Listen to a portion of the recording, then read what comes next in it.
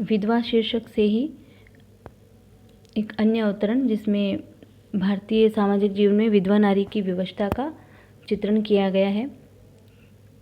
उसके मधु सुहाग का दर्पण जिसमें देखा था उसने बस एक बार बिंबित अपना जीवन धन, अबल हाथों का एक सहारा, लक्ष्य जीवन का वह प्यारा, वह ध्रुव तारा। तो कवि निराला कहते हैं कि उस विधवा नारी ने अपने मधुर सुहाग का साकार प्रतिबिंबित रूप जिस व्यक्ति में, प्रियतम में या पति के रूप में एक बार देखा था, वह जब अकाल मृत्यु को प्राप्त हो गया तो मानो वह उसे निर्बल हाथों के सहारे छोड़ गया और ध्रुव तारे की तरह उस नारी के जीवन से काफ़ी दूर चला गया। उस दशा में विधवा नारी के लिए वह ध्रुव तारा जैसा प्रियतम आकाश मार्ग से करुणा की धारा बहाता हुआ सा प्रतीत होता है। दूर हुआ बह रहा है उस अनंत पथ से करुणा की धारा। तो कहने का तात्पर्य यह है कि प्रियतम की मृत्यु हो जाने पर विधवा का सारा जीवन करुणापूर्ण बन जाता है और उसके लिए कोई आश्रय शेष नहीं रह जाता है। आगे कवि कहते हैं कि हे करुणा रस से पुलकित इसकी आंखें, हे करुणा रस से पुलकित इसकी आंखें, देखा तो भीगी मन मधुकर की पांखें। तो भारतीय जो विधवा नारी है उसकी करुणा रस से भरी हुई आंखों को देखकर हमारे मन रूपी भौरे के पंख भी उसमें भीग जाते हैं, अर्थात हमारे हृदय में भी करुणा के भाव जागृत हो जाते हैं। देखा तो मृदु रसावेश में निकला जो गुंजार, वह और कुछ न था बस हाहाकार। तो विधवा औरत के प्रति सहानुभूति का स्वर व्यक्त करने पर उसके मुख से करुणापूर्ण एवं व्यथामय जो स्वर गुंजित होता है उसमें अन्य कुछ नहीं, केवल हाहाकार अर्थात शोक दुख का ही करुण स्वर सुनाई देता है। तो इसमें जीवन धन जब या जो प्रियतम है या पति है जब नारी के लिए ध्रुव तारा बनकर दूर चला जाता है तब उसकी जो करुण दशा होती है, उसका जीवन व्यथामय हो जाता है, उसी का चित्रण इसमें किया गया है। बस उसकी मधुर स्मृतियाँ ही उस विधवा के जीवन में शेष रह जाती हैं। तो इसमें करुण रस है और मानवीय संवेदना का चित्रण हुआ है और रूपक अलंकार, उपमा और काव्यलिंग अलंकारों का प्रयोग हुआ है। भाषा तत्सम प्रधान शब्दावली है। अगला जो अवतरण है वह है उस करुणा की सरिता के मलिन पुलीन पर लघु टूटी हुई कुटी का मौन बढ़ाकर अति छिन्न हुए भीगे अंचल में मन को। तो कवि कहते हैं कि भारतीय समाज में जो विधवा का जीवन है वह करुणा की नदी की जैसा होता है। उसमें मलिन तट पर उसका जीवन एक छोटी सी कुटिया में चुपचाप व्यतीत होता रहता है। उसका जीवन निरंतर अश्रु बहाने से और व्यथित रहने से मलिन रहता है। अति छिन्न हुए भीगे अंचल में मन को, दुख रूखे सूखे अधर त्रस्त चितवन को।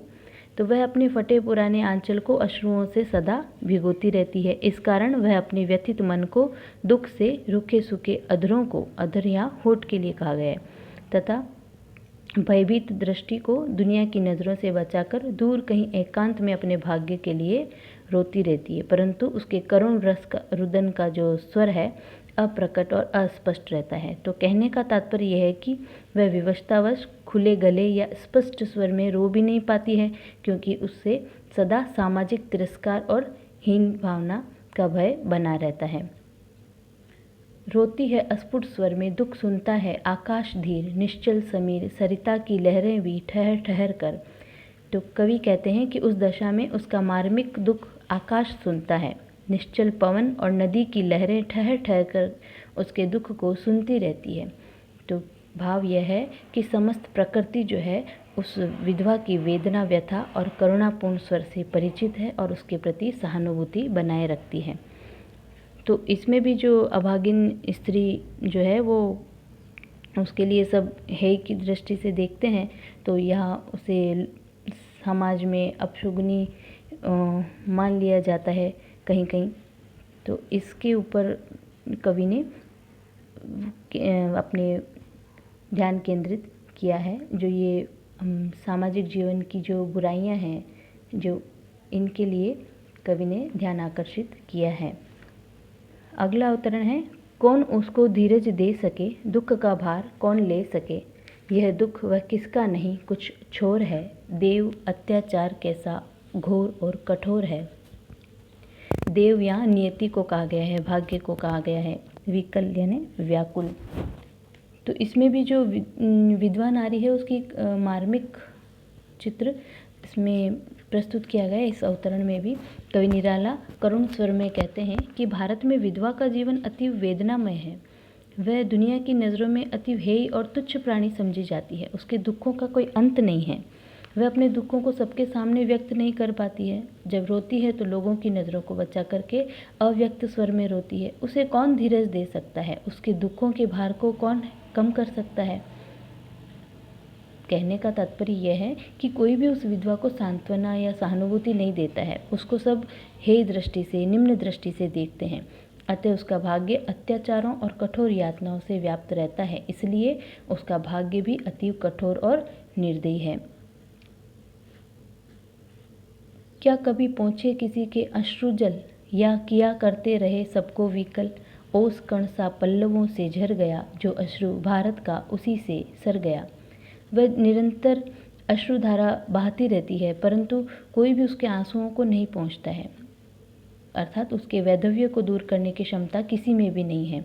इस कारण उसकी वेदना को जानते हुए भी, उससे सहानुभूति रखते हुए भी कोई उसकी व्यथा को कम नहीं कर पाता है। कवि कहता है कि क्या उसके अश्रु सबको व्याकुल नहीं करते हैं? क्या उसके आंसू सभी को व्याकुल करते हैं?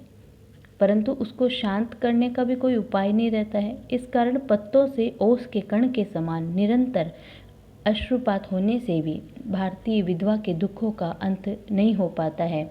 इसी अमानवीय सामाजिक कुप्रथा से भारतीय समाज में न केवल विधवा का जीवन ग्रहित है, अपितु सारा मानव जीवन भी कलंकित हो जाता है।